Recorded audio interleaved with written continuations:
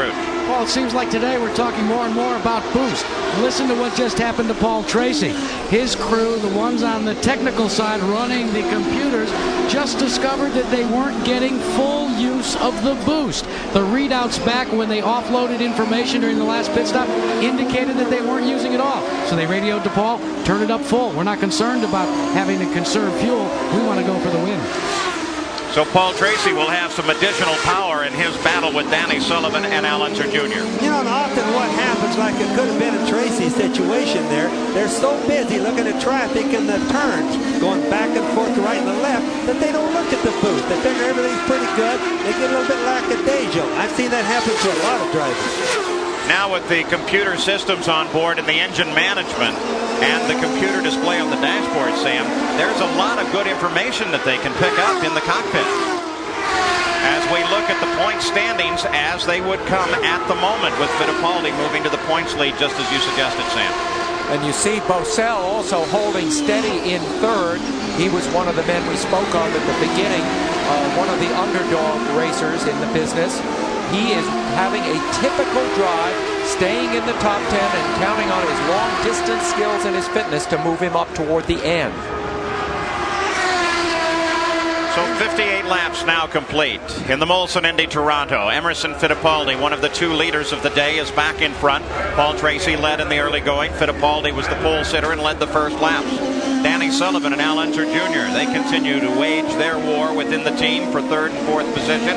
Bobby Rahal with one of his best runs of the year, now in fifth place. So this is really the moment when the tide has turned from the Newman-Haas team, which has led the championship either with Nigel or Mario since the beginning of this season. It is now being led by the Penske team, and of course they are not only leading the championship, they are dominating this race. And I said to Roger yesterday, Roger, I think the tide is turning, and he looked at me very sharply and he said, never forget, it could turn the other way really suddenly too. So you know it's on his mind, and he'd like to see it stay this way. Well, he doesn't like prediction there. Is that what that is? Well, he doesn't. Penske doesn't go for superstitions or people predicting wins and things like that. He would rather just go along and try to win every race as it comes.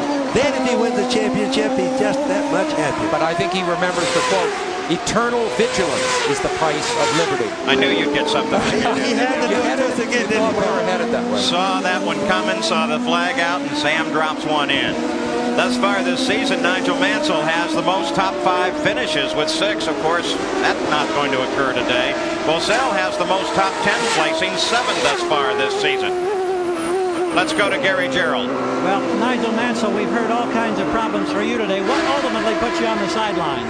The right-hand wastegates on the right-hand side, the whole back end blew off. And I had no boost pressure at all, and the boost pressure was dying down. I was having problems for about the last 20 laps.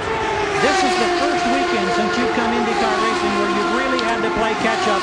How tough is this for you and your crew to handle after all the success you've had early? No, I mean, that's motor racing. We had a lot of problems with the car all weekend, and you know, if we're going to have a problem anywhere, it's going to be here. And you know, we had a mechanical failure with the wastegate, but I mean, that's motor racing. Now you've got a week to rest and recoup and get ready for 500 tough miles in Michigan. Yeah, absolutely. We wish you well. Thank you. Thank you. Paul? So Bobby Unser was right, and Nigel changes the saying, makes it a little more Euro. That's not just racing, that's motor racing.